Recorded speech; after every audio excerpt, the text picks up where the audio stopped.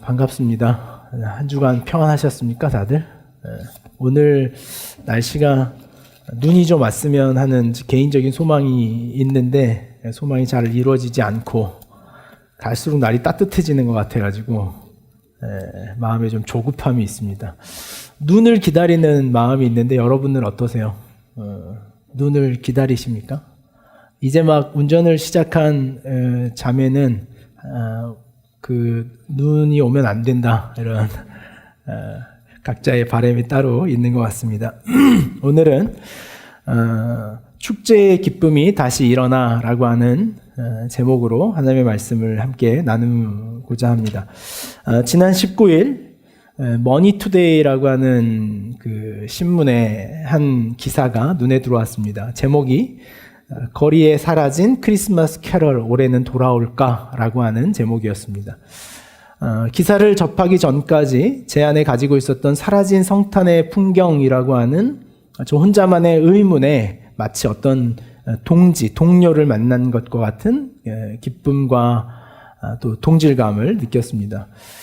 백화점 외벽을 장식하는 그 화려한 조명은 성탄과 연말을 상징하는 어떤 상징성이 있는 조형물이었습니다.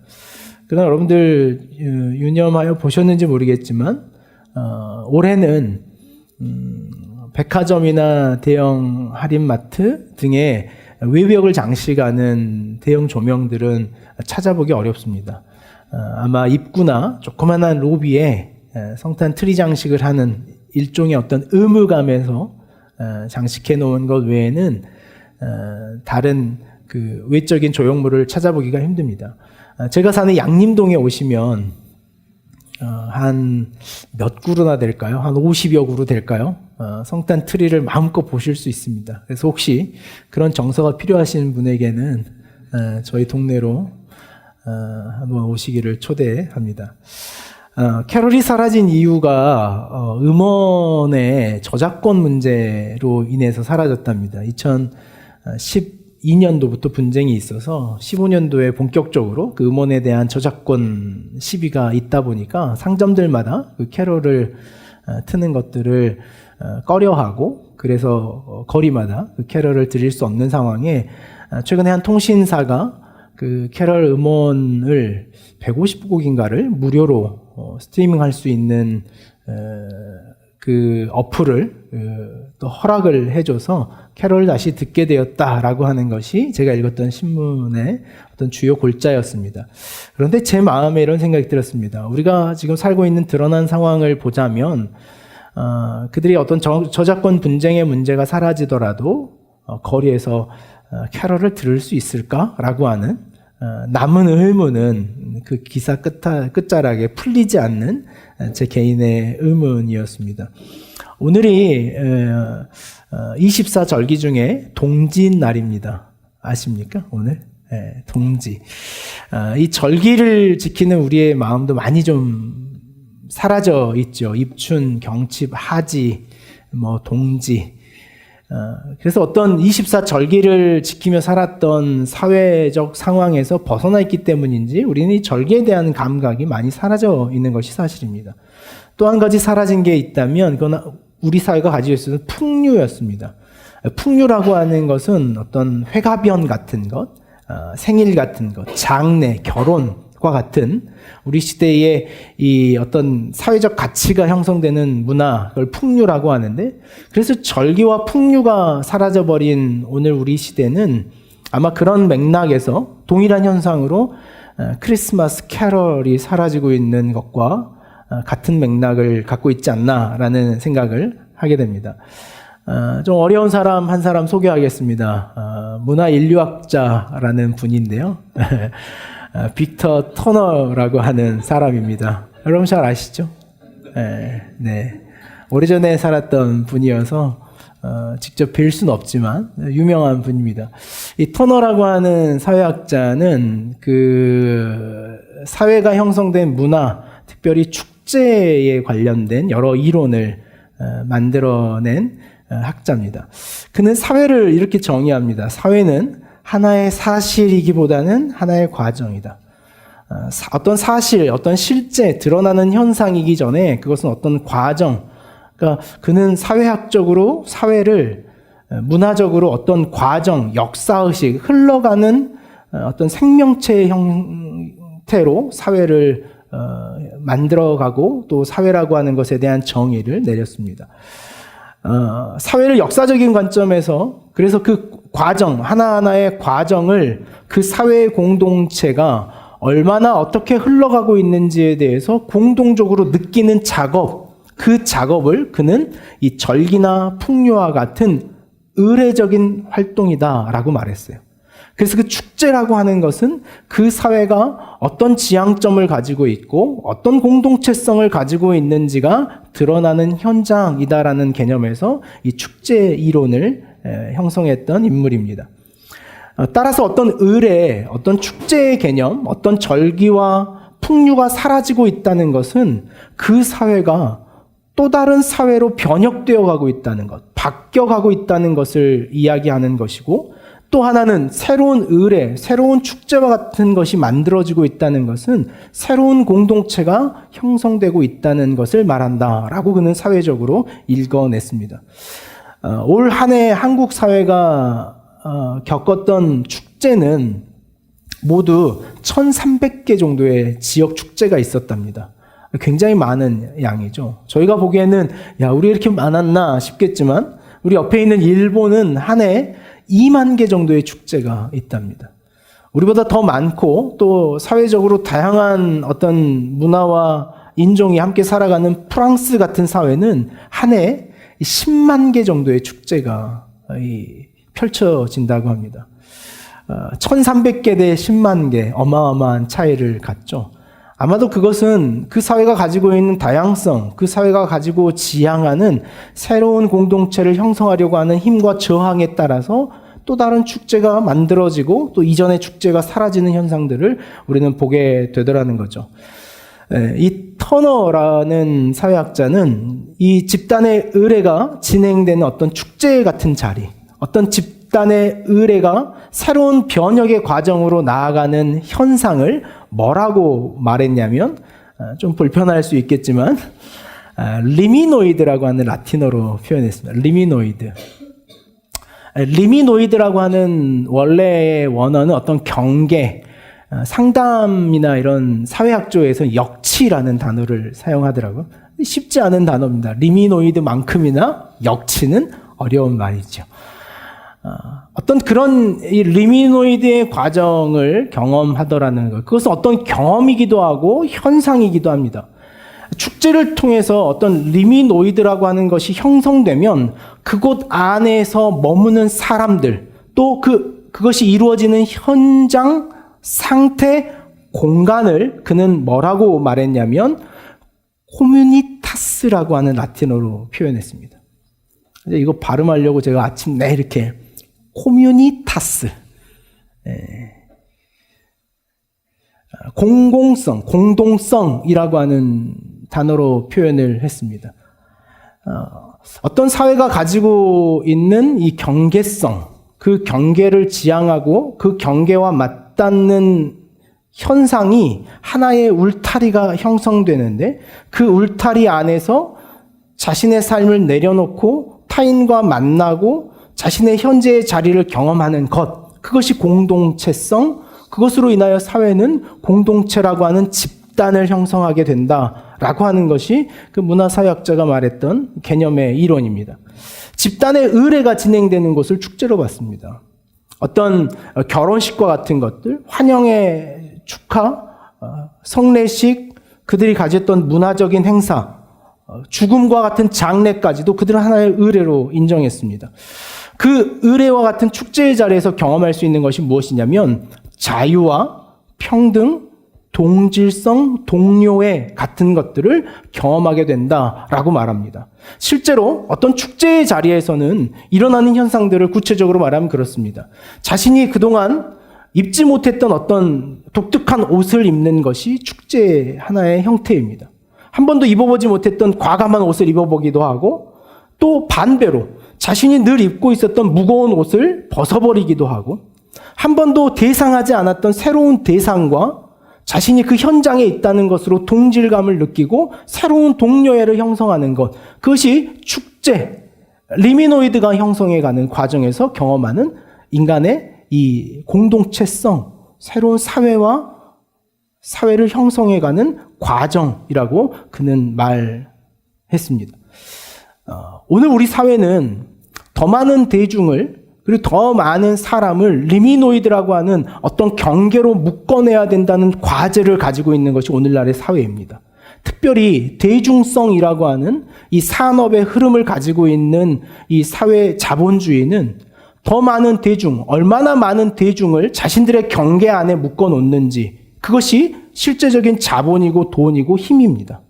그래서 얼마나 많은 네트워크를 만들 수 있는가, 얼마나 우리는 어떤 경계 안에 우리를 규정할 수 있는가라고 하는 것이 이 시대가 가지고 있는 힘인가 반면에 우리는 그 경계로 인하여 서로 갈등하고 부딪히고 서로 힘들어하는 것이 오늘날 우리 사회가 가지고 있는 이 축제의 의미예요. 일례로 볼 수 있는 것이 오늘날 이 서울에서 펼쳐지고 있는 이 두 축제 아니겠습니까? 극단의 우파의 축제와 또 좌파의 축제가 한 현장에서 일어나고 있는, 서로가 어떤 경계성을 가지고 있는가, 그들의 공동체를 형성하지만 그들의 경계는 끝내 서로 맞닥뜨려 어떤 갈등과 경계를 서로 부딪히게 하는 것. 그것이 축제가 가지고 있는 삶의 이야기더라는 거죠. 교회도 마찬가지의 과제를 오늘날 가지고 있습니다. 이 전통의 예배와 그리고 교회가 가지고 있는 절기, 오늘 우리처럼 이 성탄이라고 하는 절기, 부활이라고 하는 절기, 추수라고 하는 절기가 오늘 우리에게 어떤 의례적인, 축제적인 감동을 갖게 하지 못하더라는 거예요. 우리의 예배가 기독교 공동체가 가지고 있는 우리의 경계성 안에서, 리미노이드 안에서 우리가 느끼는 축제의 향연은 오늘과 같은 예배의 자리여야 되더라는 거예요. 여러분이 다른 사람과 여러분의 삶의 경계성, 그들과 나의 다름이라고 하는 그 경계성은 이 예배의 현장 안에서 축제와 같은 것으로 드러나둬야 되는 거예요. 그것이 우리는 명확해지지 않은 지점에 있는 거죠. 오늘 그런 정형화되고 이미 만들어져 버린 규격화된 그 예배와 절기의 신앙이 오늘 우리 안에서 사회에 대해 우리가 어떤 커뮤니티를 만들고 있는지, 어떤 공동체를 가지고 있는지 세상에 드러내지 못하는 모호한 상태에 있는 것. 그래서 교회는 어떤 과제를 가지고 있냐면 오늘 우리의 예배가, 우리의 의례가, 우리가 가지고 있는 이 축제가 어떤 경계와 부딪혔을 때 어떤 경계성을 가지고 있다는 것을 우리도 느끼고 사회도 느끼는 것을 통하여 그 공동체 안에서 느껴지는 자유와 평등과 동료애와 동질성을 가져갈 수 있겠는가라고 하는 숙제가 우리에게 있더라는 거예요. 우리의 경계가 어디까지인지. 그래서 우리는 반복적으로 그 경계를 자신의 삶과 공동체 안에서 자꾸 부딪혀봐야 될 책임이 있더라는 거예요. 예수 그리스도의 죽음 그리고 예수 그리스도의 부활이 가졌던 초대교회의 힘은 어쩌면 그 당시에 초대교회인들이 가졌던 자신들의 경계가 어디인가, 자신들의 공동체성의 특징이 무엇인가 라고 하는 것을 질문하게 하는 지점에 설 수 있게 되더라는 거예요.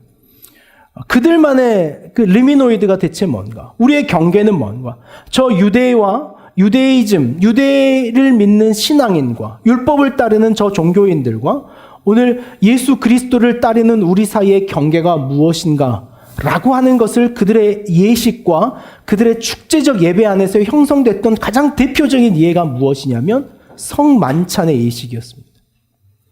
그들은 성찬의 예배를 통해서 성만찬의 예식을 통하여 그들이 가지고 있는 축제를 벌렸던 거죠. 그 축제 안에서 그들은 신분과 높이와 많고 적음과 가지고 못 가짐의 그 모든 격차를 내려놓고 자유와 평등과 그리스도 안에서의 동료애와 동질성을 느끼는 것이 그들이 나눴던 의례 축제의 성만찬의 예배였다는 거예요. 그들이 성만찬에 참여하는 것으로 그들 안에 무엇이 형성되냐면 그들만의 공동체가 만들어지는 거예요. 오늘 우리의 공동체란 어떤 의미를 가지고 사회와 유대교와 어떤 경계를 형성하고 있다라고 하는 것이 그 축제의 자리에서, 그 의례의 자리에서 그들 안에 경험될 수 있게 되더라라는 거예요.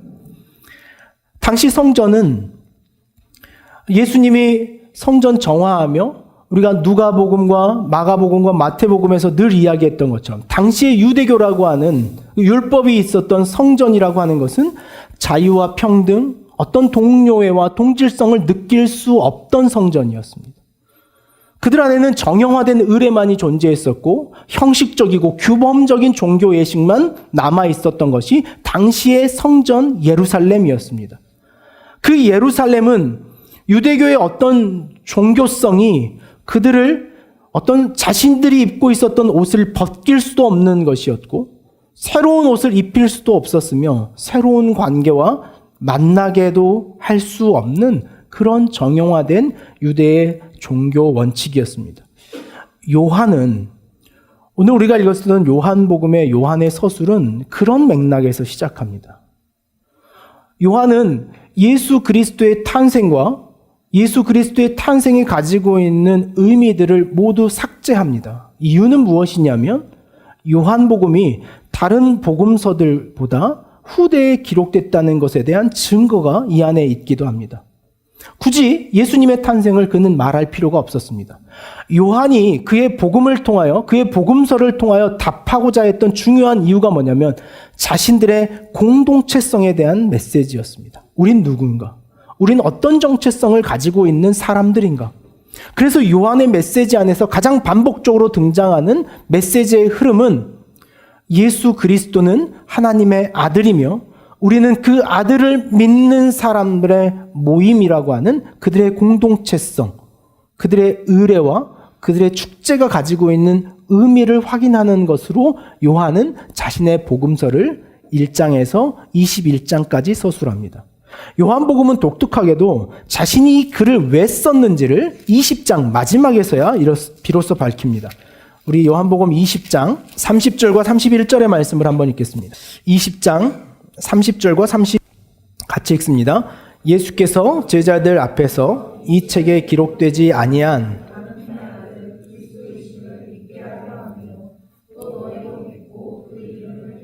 생명을 얻게 하려 함이니라. 요한은 여기에서 분명히 말합니다. 이 글을 기록하는 이유는 너희로 하여금 믿게 하는 것이다 라고 하는 이 너희로라고 하는 주어가 굉장히 중요합니다. 요한은 기독교 공동체, 그들이 형성한 초대 교회의 신앙 공동체, 그들의 공동체성과 그들이 어떤 의미를 가지고 있는가를 말해주고자 이 글을 기록하고 있다고 말합니다. 그런 맥락에서, 그런 까닭에 요한은 예수님이 이 땅에 오셔서 이루신 첫 번째 기적의 사건을 가나의 혼인잔치의 사건으로 기록합니다. 굉장히 중요한 본문이에요. 마태, 마가, 누가는 가나에서 펼쳤던 예수님의 첫 표적을 기록하지 않습니다. 그러나 요한은 자신이 생각하기에 예수님이 펼쳤던 그 첫 기적 사건이야말로 우리의 공동체가 어떤 의미이고 우리의 공동체가 어떤 목적과 어떤 경계를 가지고 있는가를 드러내는 굉장히 중요한 메시지라고 하는 사실을 발견합니다. 예수님의 첫 번째 행보가 중요성을 갖는 것에 비해 우리가 가지고 있는 또 하나의 의문은 왜 결혼잔치에 가서 그토록 한국교회 성도들이 곤란해하는 술을 만드셨을까라는 이 이중의 혼란이 우리를 무겁게 합니다. 요한복음 1장 1절 말씀에 보면 태초에 말씀이 계시니라. 이 말씀이 하나님과 함께 계셨으니 이 말씀은 곧 하나님이시라. 요한은 예수 그리스도의 이 땅에 오심의 사건을 태초에 그 율법이라고 하는 경계성이 가지고 있는 지점에서 그 율법의 완성이 이 땅에 오셨다라고 하는 굉장히 위대하고 무거운 책임을 예수님에게 부여합니다. 태초로 계셨던 말씀이 이 땅에 오시는 사건입니다. 그러니 얼마나 장엄합니까? 어떤 복음서들은 아담에서 비롯된 인간의 삶으로부터 예수 그리스도를 끌고 오지만 요한은 태초의 창조의 힘으로부터 예수 그리스도를 끌고 옵니다. 그 창조의 힘, 창조의 모든 전능성을 가지고 있으며 모든 계획과 목적성을 가지고 있는 예수 그리스도의 탄생이 가진 첫 번째 기적이 너무 초라합니다. 기껏 물로 포도주를 바꾸시는 일이란 여러분 생각에는 어떻습니까?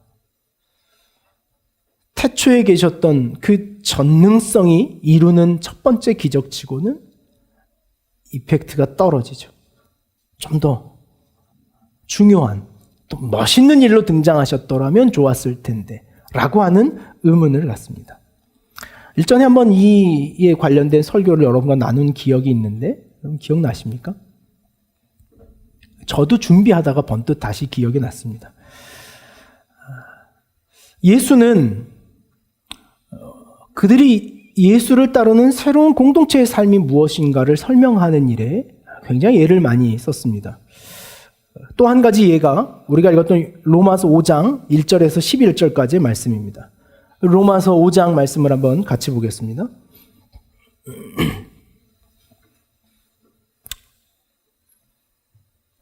로마서 5장 1절에서 2절까지 말씀입니다. 같이 읽읍시다. 그러므로 우리가 믿음으로 의롭다 하심을 받았으니 우리 주 예수 그리스도로 말미암아 하나님과 화평을 누리자. 또한 그로 말미암아 우리가 믿음으로 서 있는 이 은혜에 들어감을 얻었으며 하나님의 영광을 바라고 즐거워하느니라. 성도의 삶이란 무엇입니까? 성도의 삶이란 로마서 1장 1절과 2절에서 표현하기로는 믿음으로 의롭다 하심을 받은 삶입니다. 그러므로 그 믿음으로 의롭다 함을 받은 우리에게 남겨진 어떤 은혜, 삶이란 믿음으로 의롭게 되었다라고 하는 예수 그리스도를 고백하는 그 이후의 삶이란 바로 이런 것이죠. 우리가 하나님과 화평을 누리며 하나님의 영광을 바라고 즐거워하는 것이 성도의 삶이어야 합니다. 우리의 삶은 그렇습니다. 우리를 의롭게 하심으로 말미암아 우리는 하나님을 바라보며 하나님의 영광을 누리며 살아가는 존재의 약속을 받은 삶, 그것이 성도의 삶입니다. 그러나 저와 여러분 안에 이런 반문이 일어나죠. 어떤 반문입니까? 실제와 너무 다른데요 라는 반문이죠. 예수 그리스도를 믿고 난 우리의 삶은 영광과 하나님을 바라보며 누리는 화평이 아니더라는 거예요. 예수 그리스도를 고백한 그 성도의 삶이란 결코 그 화평과 영광을 누리는 삶이 아니더라는 것이죠. 그것이 3절과 5절의 메시지입니다. 로마서 5장 3절에서 5절까지의 말씀을 같이 읽겠습니다. 다만 이뿐 아니라 우리가 환난 중에도 즐거워하나니 이는 환난은 인내를, 인내는 연단은, 연단은 소망을 이루는 줄 알미로다. 소망이 우리를 부끄럽게 하지 아니함은 우리에게 주신 성령으로 말미암아 하나님의 사랑이 우리 마음에 부은 바 됨이니. 로마서는 성도의 삶이 하나님을 바라보며 누리는 평안과 영광이지만 우리에게 필요한 것은 그 영광과 평안이 아닌 어려움이더라라는 거예요. 고난과 어려움이 우리에게 유익하더라라는 말을 하고 있는 거죠. 그것이 왜 우리를 유익하게 하는 것입니까? 왜 그 고난과 어려움, 우리가 만나는 환난 중에 인내하며 소망하는 것이 우리에게 유익하냐면 그것이 우리를 성숙하게 하기 때문이더라는 거죠. 성도의 삶이라고 하는 것이 하나님을 바라보며 누리는 평안, 날마다의 샬롬과 영광이 아닌 환난인 것은 영광의 삶의 자리에 있는 것보다는 환난의 삶에 있는 것이 우리에게 더 유익하다라고 바울은 말하고 있는 것이죠. 실제로 그렇습니다. 1950년대 한국은 6.25라고 하는 큰 전쟁을 겪습니다. 남북이 서로가 이 전쟁의 결과에서 대부분이 가난하고 궁핍한 삶을 살아가게 됩니다. 그들은 배고팠습니다. 굶주리고 배고픔이 그들의 삶이 가지고 있는 고난과 어려움이었죠. 그 당시에 자녀들을 양육했던 부모 세대가 가졌던 바램이란 이런 겁니다. 내 자식을 배고프게 하지 않고 이 가난을 대물림하지 않아야겠다라고 하는 일념 속에 그 부모는 살아냈습니다. 자식들을 굶주리지 않기 위해서 무엇이든지 산에 있는 것들을 캐 하나라도 돈이 되기 위해 장날 나가 팔던 부모의 모습이 대부분 한국 사회가 가졌던 부모의 모습이었습니다. 생선을 내다 팔고 고기를 푸주간에서 띄어다가 시장에 다시 팔고 그러면서 꽁꽁 손으로 다시 자식들을 먹여 살리기 위해 집안 살림을 애써 일구셨던 그 부모님들의 삶, 그 가난과 굶주림을 자식들에게 대물림하지 않기 위해서 자식들을 향하여 자신들의 삶을 희생하며 그 고난을 감내했던 그 당시의 부모들에게는, 그 당시의 부모를 경험한 자녀들에게는 무엇이 존재했냐면 부모에 대한 존경과 감사가 가르치지 않았지만 그들 안에 있었습니다. 그러면 우리 사회는 어떨까요? 그들이 한국 사회 안에 반드시 이루고자 했던 그 가난과 배고픔이라고 하는 문제, 그것이 오늘 현대 사회에는 풍요라는 것으로 모두 사라졌지만 그 가난한 고난의 시기를 어렵게 자식을 위해 희생했던 그 부모의 희생은 억지로 만들어낼 수 없는 사회를 만들고 말았어요. 그것이 없어지자 무엇이 사라져 버렸습니까? 부모에 대한 존경과 감사를 만들어낼 길이 없는 세상이 되어버렸어요. 이 시대를 살아가는 부모로서의 큰 숙제입니다. 무엇으로 자녀들에게 존경을 받을 수 있을까? 자식보다 더 누리며 살아가는 부모의 모습, 자식보다 더 안락해 보이는 그 부모의 삶이 어떻게 자식에게 존경과 감사를 끌어낼 수 있을까라고 하는 질문이 있는 것이죠. 부모됨의 영광이란 여러분 무엇일까요? 영광이라고 하는 단어를 설명하기 위해 우리가 이 긴 길을 왔습니다. 그 영광이 뭘까요? 오늘 하나님의 영광을 바라고 즐거워한다라고 하는 바울의 고백과 동일하게 우리가 읽었던 요한복음 2장으로 다시 돌아가 보면 예수님께서 펼치셨던 이 첫 표적과 이적이 행한 이후에 제자들에게 드러난 반응이 11절에 이렇게 기록됩니다. 11절 말씀을 한번 같이 읽겠습니다. 예수께서 이 첫 표적을 갈릴리 가나에서 행하여 그의 영광을 나타내심에 제자들이 그를 믿으니라. 우리 보기에는 태초에 말씀으로 오신 예수 그리스도가 실현하기에는 너무나 나약해 보이고 너무나 미흡해 보이는 그 기적의 사건이 예수 그리스도의 영광을 나타내시는 사건이었다라고 말합니다. 그리고 제자들은 그 영광을 바라며 예수를 믿음의 자리로 서게 하였다라고 말하죠. 예수님은 영광이라고 하는 단어를, 요한은 이 영광이라고 하는 개념을 우리에게 설명합니다. 부모의 영광은 여러분 무엇일까요? 부모의 영광은 굶주리고 배고픔에서 자신의 삶을 견뎌내고 그 배고픔과 가난을 이겨낸 성취과 영광이 아닙니다. 그 배고픔과 가난의 자리에서도 자신을 향하여 존경하고 감사의 마음을 다하는 자식이 영광이죠. 이겨냈다는 성공이 영광이 아닌 그 결과로 얻어낸 자식이 영광인 것이 부모의 영광이죠. 예수님의 영광은 이와 유사합니다. 누가복음 24장 26절 말씀에 그리스도가 이런 고난을 받고 자기의 영광에 들어가야 할 것이 아니냐 하시고 주님이 하신 말씀입니다. 이런 고난을 받고 십자가라고 하는 희생과 자기 비하의 과정을 겪고 나타낼 영광. 예수님의 영광은 어떤 모양인가요? 예수님의 영광은 인간의 손에 죽으시는 영광입니다. 예수님의 영광은 인간의 그 거친 말에 조롱을 당하며 인간의 그 거친 자만과 교만에 저주를 다 감당해 내시는 것이 예수 그리스도의 영광의 원리인 거죠. 그것이 영광이라고 하는 것을 말해주는 거예요. 영광은 무엇이 이루어져 얻은 결과의 성취물이 아닌 그것으로 인하여 자신의 삶의 결과로 얻어지는 생명의 결실, 그것이 영광이라고 하는 것을 우리에게 말씀해 주고 있는. 예수님은 요한의 이 사건의 기록에 예수님은 오늘 성도의 공동체란 무엇인가?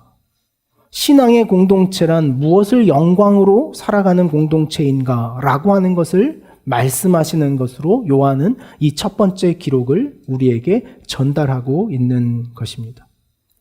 그런 맥락에서 결혼이라고 하는 자리, 오늘 이 본문에 등장하는 혼인이라고 하는 자리는 우리에게 너무나 중요합니다. 여러분, 결혼의 영광이란 뭘까요? 결혼의 영광이란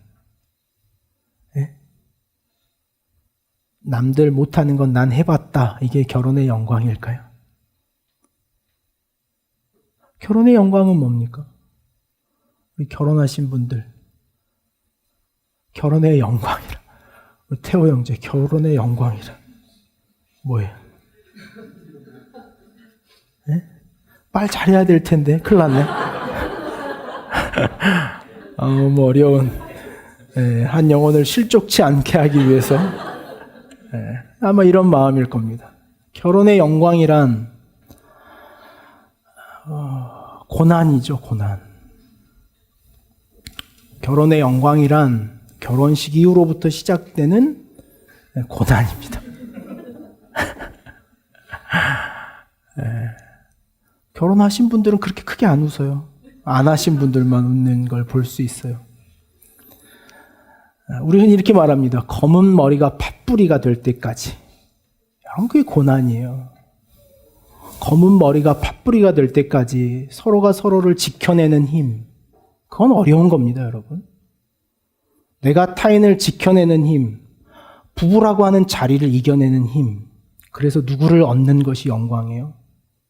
내 아내를, 내 남편을 마지막까지 지키는 것. 그게 결혼의 영광이죠. 아무나 못하는 건 난 해봤다. 이게 결혼의 영광이 될 수 없는 거죠. 그 영광의 자리, 오늘 주님 말씀하시는 거예요. 그 영광의 자리, 그 영광의 자리로 나아가기 위해서 반드시 필요한 것이 있다는 것을 이 결혼 예식의 자리, 혼인의 잔치에서 회복하시는 사건을 통하여 우리에게 드러냅니다. 그 영광, 그 어려운 영광, 그 고난의 희생에 참여함으로 이루어지는 영광을 자발적으로 갈 수 있는 힘이 뭔지 아느냐? 그건 사랑의 기쁨이다라고 말씀하시는. 그래 결혼에 대한 혼인의 비유가 우리에게 의미가 있는 것이죠. 결혼의 영광이 고난이라는 것을 알고 부모의 영광이 고난이라는 것을 알고도 그 길을 가는 이유가 뭘까요? 여러분, 부모가 되보시면 이내 다 알 겁니다. 그것이 얼마나 고난스러운 일인지, 그것이 얼마나 고통스럽고 힘든 일인지. 그럼에도 불구하고 우리가 그 길을 가는 이유가 뭘까요? 그것은 사랑의 기쁨이 있고 생명의 기쁨이 있기 때문에 그 길을 가죠. 그럼 결혼 왜 하셨어요? 우리 정기 형제 왜 결혼하셨어요? 이 영광이 있을 줄 알고 와보니 영광이 임하셔. 영광하죠. 사랑하니까 그 기쁨을 못 이겨 결혼하는 거죠. 그 기쁨이 가득할 때 우리는 결혼이라고 하는 결단을 하죠. 그것이 요한복음의 가장 중요한 본문인 3장 16절의 본문이에요. 요한복음 3장 16절 우리가 다 암송하는 말씀이지만 같이 한번 다시 주님께서 우리에게 하나님의 영광이 무엇인가를 드러내는 마음을 담아 같이 한번 읽어봅시다. 하나님이 세상을 이처럼 사랑하사 독생자를 주셨으니 이는 그를 믿는 자마다 멸망하지 않고 영생을 얻게 하려 하심이라. 우리가 이 본문은 돌아오는 성탄절날 조금 더 깊이 다루어 보려고 합니다. 하나님의 사랑. 하나님이 우리를 사랑하시기 위해 취한 영광은 무엇입니까? 그의 독생자를 나무에 걸어 그것을 놋뱀처럼 들어 올리는 사건이에요. 그것이 하나님의 영광의 방법이죠. 하나님 역시 그 영광의 자리로 들어갈 수 있는 힘이 무엇입니까? 그것은 사랑의 기쁨, 축제의 기쁨이 있는 거예요. 사랑이라는 기쁨의 축제가 없이는 여러분 고난과 희생이라는 영광의 자리로 들어설 수 없습니다. 주님은 그것을 아셨어요. 그들의 공동체, 초기 예수 믿는 공동체가 그 고난의 영광의 자리로 들어가기 위해서 주님은 회복하기를 원하셨어요. 무엇이 회복되기를 원하셨습니까? 그 혼인잔치에 기쁨이 사라지는 지점에 기쁨을 회복하시는 것으로 예수님은 우리를 그 공동체로 초대하고 계시는 거죠. 혼인잔치의 기쁨이 무너지는 지점에 예수님은 기쁨을 회복하셨습니다. 기쁨이 다 사라지려고 하는 지점에 기쁨을 다시 회복시키시는 것이 요한이 발견한 예수님의 복음이었어요. 삶이 어렵고 고단해 다시 일어날 힘을 얻는 자리가 어디입니까? 성도로 살아가는 것, 부모로 살아가는 것, 남편과 아내로 살아가다가 힘들고 그 지친 지점에 우리를 다시 일어나게 하는 힘은 뭐예요? 그건 기쁨의 회복이에요. 그 회복이 다시 일어날 때 우리는 우리가 걸어가고 있는 자신의 삶의 자리를 다시 맞닥뜨려 설 수 있는 힘, 다시 일어설 수 있는 용기를 갖게 되는 것이죠. 그것이 축제와 의례가 가지고 있는 힘이에요. 그 축제의 자리에서, 그 기쁨의 자리에서, 환희의 자리에서, 그 환희가 끝나지 않는 자리에서 우리는 다시 그 공동체로 들어갈 힘, 그 공동체로 살아갈 힘을 발견하게 되더라는 거죠. 한 해를 마무리하는 저와 여러분에게 이런 질문이 있습니다. 여러분들에게 떨어져 버린 축제의 기쁨이 있다면 무엇입니까? 무엇이 비어 있습니까, 지금? 오늘 본문에 항아리가 다 비어버린 잔치집처럼 혹 저와 여러분의 삶은 빈 항아리가 되어 있는 것은 아닌가? 한 해 조금씩 있는 것 홀짝홀짝 한 컵씩 떠먹다 보니 연말 비어버린 항아리로 남아있는 것 같은 우리의 삶이 아닌가 돌아보게 하는 거예요. 빈 항아리만 남아있다면 오늘 주님 우리에게 말씀하시는 거예요. 채워라. 오늘 그 채우라는 축제의 명령, 그 기쁨의 명령이 오늘 우리가 다시 한번 의례와 전례를 다시 회복해야 할 부르심의 순종이라는 것을 알 수 있기를 원합니다. 오늘 우리가 그 순종의 자리에 설 때 반드시 주님은 우리에게 더 큰 기쁨을 회복시키실 줄로 믿습니다. 더 큰 기쁨을 우리에게 주시고 이전에 경험하지 못했던 그 가득한 기쁨을 우리에게 맛보게 하실 거예요. 오늘 그런 맥락에서 저를 가장 이 본문에서 은혜스럽게 했던, 잘 안 쓰는 표현이지만 은혜롭게 하는 구문이 하나 있었습니다. 그건 뭘 것 같아요? 아주 엉뚱한 지점에서 발견됩니다. 7절이에요. 예수께서 그들에게 이르시되 항아리에 물을 채우라 하신즉 그들이 어디까지 채웁니까? 아귀까지 채우니라. 여기에 제 마음이 뛰었어요. 나도 아귀까지 채워야겠다는 마음. 어디까지 채우시겠습니까, 여러분? 오늘 채우라는 명령에 여러분은 어디까지 채우시겠습니까? 오늘 이 아귀까지 가득 채워 오늘 그것이 다시 회복되기를 바랬던 그 기쁨의 마음이 우리에게 있는 것이죠. 터너는 다시 우리가 돌아가면 리미노이드라고 하는 개념을 우리에게 말한 바가 있습니다. 저는 이 리미노이드라고 하는 개념이 어쩌면 이 아귀라고 하는 단어와 일치하지 않을까라고 하는 좀 억지스러운 해석을 해봅니다. 아귀. 리미노이드라고 하는 단어는 리밋이라고 하는 영어 단어로 바뀌어지는데 이 리미노이드라고 하는 단어의 어원은 이 책상의 모서리를 의미하는 단어입니다. 문의 문틀 끝을 말하는 단어입니다. 어떤 경계입니까? 이 물질과 새로운 물질이 만날 수밖에 없는 경계, 그게 리미노이드예요.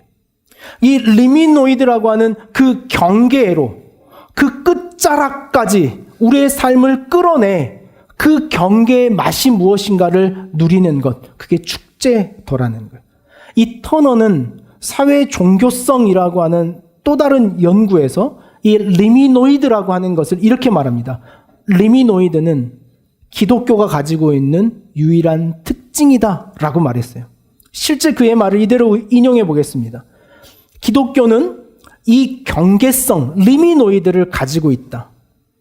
신앙은 의도적으로 자신을 경계로 밀어붙여 경계에 선 자신의 모습을 통해 경계 밖에 있는 자들을 경계에 가까이 오도록 끌어들인다. 우리의 신앙이란 우리가 삶의 경계의 끝자락에 서서 그 경계의 반대편에 있는 사람들로 하여금 우리의 경계 안으로 들어오게 하는 힘을 가지고 있는 것. 그게 신앙의 리미노이드, 경계성이라고 하는 힘이더라는 거예요. 우린 그래요. 우리가 예수 믿는다는 것, 내가 예수의 공동체 안에 들어있다는 것을 어디까지 끌고 가야 돼요? 사회의 경계 끝까지 끌고 가야 돼요. 우리의 신앙이 만나는 그 경계의 끝지점으로 나를 끌고 가. 누군가가 그 경계의 끝자락에 서 있는 나를 바라보며 무엇을 기대하게 하는 거예요? 우리의 공동체를 들여다보게 하는 거예요. 그러면 그걸 동경하게 하는 거예요. 그런 맥락에서 종교란 어떠한 경계를 동경하는 마음이에요. 그래서 실제로 우리의 이 신앙은 어떤 경계 너머, 그 경계 너머의 하나님의 나라를 바라보며 지향하며 동경하며 살아가는 것, 그것이 우리가 가지고 있는 리미노이드한 이 축제의 감격이에요. 여러분들이 이 예배를 통하여 경험해야 될 것은 저 하늘의 예배여야 해요. 요한이 늘 계시하며 펼쳐냈던 그 하늘 보호자가 열려지는 그 예배의 기쁨. 그래서 그 경계로 우리를 끌고 가는 거예요. 어디까지 나를 할 수 있는지. 여러분 찬양할 때마다 여러분의 경계로 막 끌고 가야 돼요. 내가 어디까지 세게 박수를 칠 수 있는 존재인지, 내가 어디까지 입을 벌릴 수 있고 내가 얼마나 노래를 못하는 존재인지를 여러분들이 막 경계 끝에서 만나야 돼요.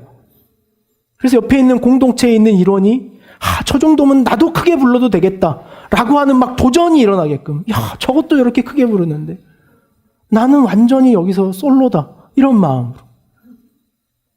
이게 우리의 경계 회복이어야 돼요. 우리의 신앙의 실천이 그래요.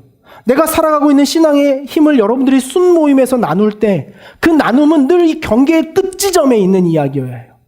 그래서 누구로 하여금 나도 그 경계의 끝지점을 다시 살고자 하는 도전이 일어나는 것, 그것이 성도의 나눔이며 그것이 성도의 삶이며 요한이 말하고자 했던 초대 기독교 공동체의 모양과 의미더라는 거예요.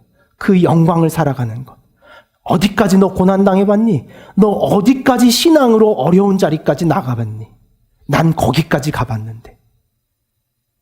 근데 기가 막히더라. 근데 너무 행복하더라. 그 지점에 섰더니 짜릿하더라. 라고 하는 그 축제의 감동이 있는 경계로 우리의 삶을 끌고 가는 것.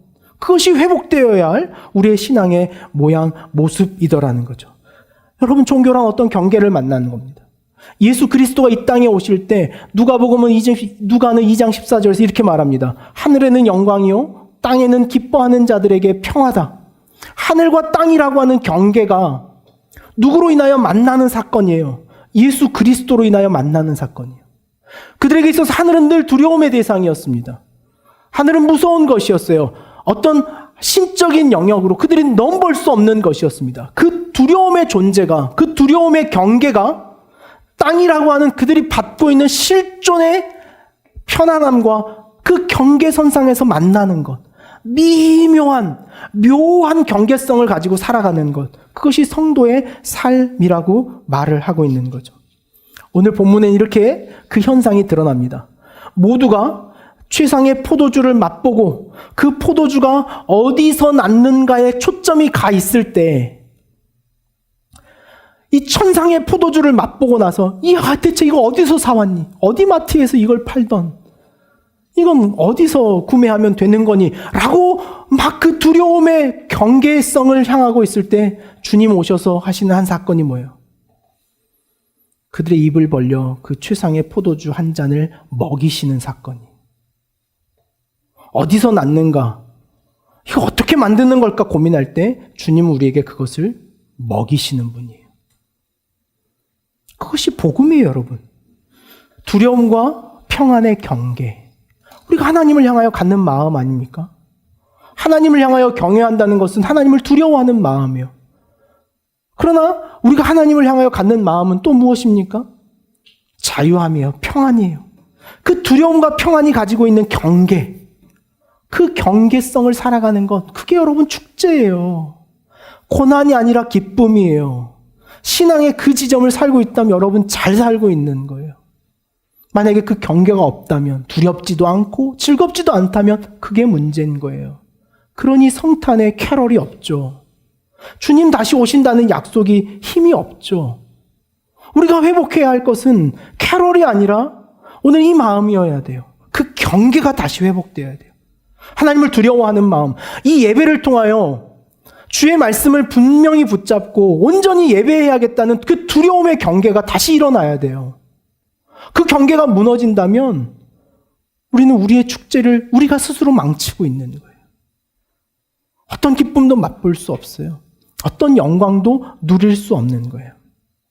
이 묘한 경계성이 우리가 가지고 있는 신앙이죠. 말씀을 맺고자 합니다. 잃어버린 우리의 경계를 찾아내는 것, 그것이 오늘 우리가 가져야 될 도전이겠습니다. 예수님의 탄생을 기쁨의 축제로 알고 우리가 잃어버린 경계를 상실한 것에 대하여 다시 일어나기를, 우리의 경계가 무엇인가를 다시 확인하기를, 그 경계가 분명해질 때 우리의 축제는 축제가 되는 거예요. 우리의 기쁨은 기쁨이 되는 거예요. 성탄을 맞이하는 우리의 경계성은 뭘까요? 세상과 다른 경계. 어떤 경계를 가지고 있는지 여러분 돌아보십시오.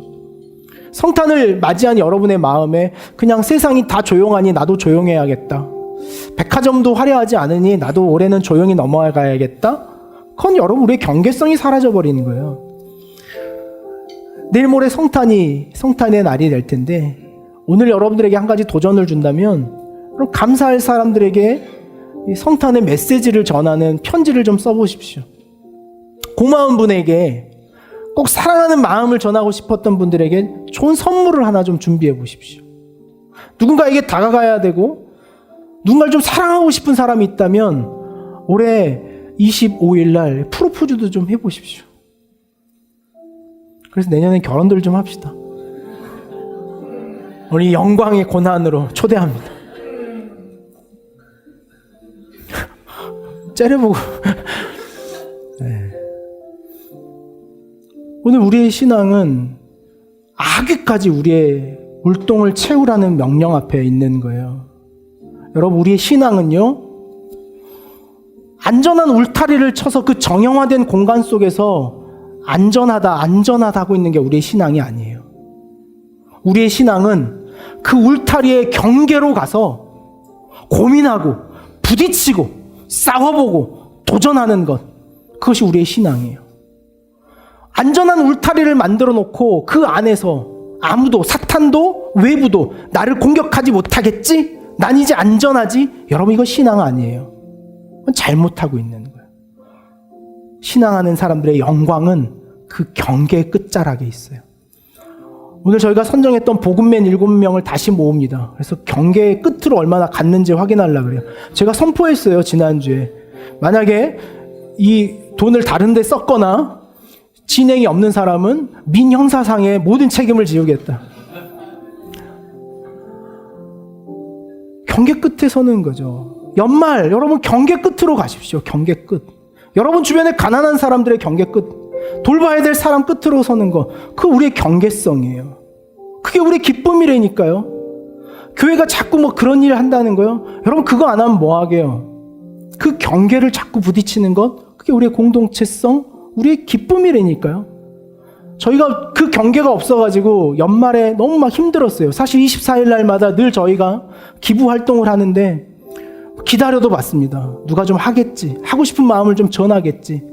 근데 밑 빠진 독에 물이 다 빠진 것처럼 이 공동체가 언제부턴가 아무런 힘이 없는 것 같은 마음이, 어떻게 할까? 막 조급한 마음이 드는 거예요. 막 들려온 소리는 그렇게 행사를 많이 한다. 너무 사람을 막 들들 볶는다. 이런 말만 하는 거예요. 제가 부딪혀서 다시 경계로 가야겠다. 그래서 저희가 24일 날 가만히 있을 수가 없다는 마음에 또 일을 하나 합니다. 나홀로 집에라는, 나홀로 집에 점점점 있을 거니예요. 그래서 저희가 그날 한 100개 정도 도시락을 준비해서 24일 날 더 애쓰고 수고해야 하는 분들에게 그 도시락을 전달하는 일을 하려고 합니다. 그리고 25일 날 성탄의 감사의 예배는 우리 명섭 형제가 근무하는 굿네이버스 나주 지역에 있는 아동 인권 보호센터에 전달하려고 해요. 그럼 여러분들 그 친구들을 위한 선물 하나씩은 25일 날 꼭 준비해 오십시오. 어려운 환경에 있는 친구들에게 그 경계로 가는 건 여러분 그때 기가 막힌 기쁨이 있다니까요. 우리 그 기쁨 포기하지 맙시다. 그 잔치를 포기하지 맙시다. 오늘 그 잔치를 향한 우리의 마음이 하나님 앞에 온전히 들려질 수 있기를 원합니다. 이 찬양의 고백이 오늘 말씀을 준비하는데 참 깊었습니다. 베들레헴 하늘 빛나는 별 보고 동방박사들 찾아왔네. 우리도 주를 찾고자 하는 이 마음의 고백을 같이 한번 결단했으면 좋겠습니다.